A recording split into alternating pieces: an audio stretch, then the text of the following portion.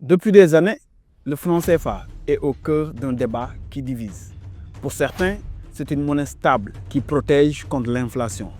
Pour d'autres, c'est un symbole de dépendance, un système conçu pendant la colonisation et jamais vraiment quitté.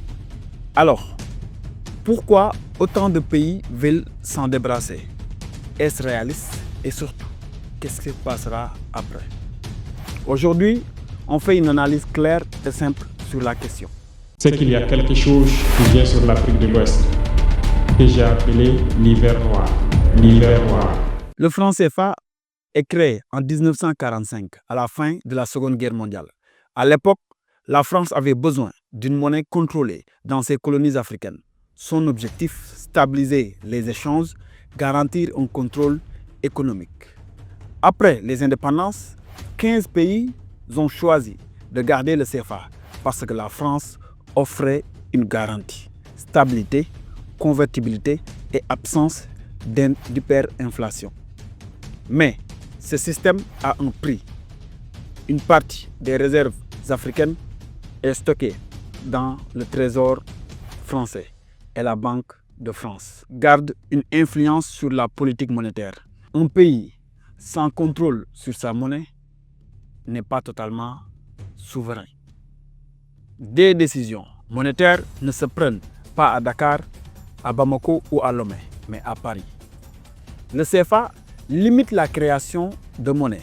Cela rassure les investisseurs, mais empêche les États d'injecter de l'argent dans l'économie quand c'est nécessaire. Résultat, des économies qui importent plus qu'elles ne produisent. Le système facilite l'accès des entreprises françaises aux marchés africains à travers la libre transférabilité et la libre convertibilité. Certains experts parlent d'un système où l'Afrique perd et la France gagne. Même si on en parle peu, c'est aussi une histoire psychologique. Pour beaucoup de jeunes, le franc CFA est un symbole de domination. Longtemps, le débat était réservé aux économistes. Aujourd'hui, il est populaire. Les nouvelles générations veulent des monnaies africaines, des banques africaines et des économies totalement indépendantes. Les pays du Sahel ont ouvert la voie, sortis des accords militaires, puis contestation du CFA. Dans les manifestations au Mali, au Burkina ou au Niger, on entendait souvent « pas de souveraineté politique sans souveraineté économique ». Le Sénégal, la Côte d'Ivoire, le Togo, le Bénin discutent aujourd'hui de réformes. D'ailleurs, les autorités sénégalaises, à savoir le président ainsi que son premier ministre, ont affirmé que le CFA n'est pas une bonne monnaie. Mais sortir du CFA, ce n'est pas juste imprimer une nouvelle monnaie, c'est assumer la gestion, inflation, taux d'intérêt, réserve, stabilité.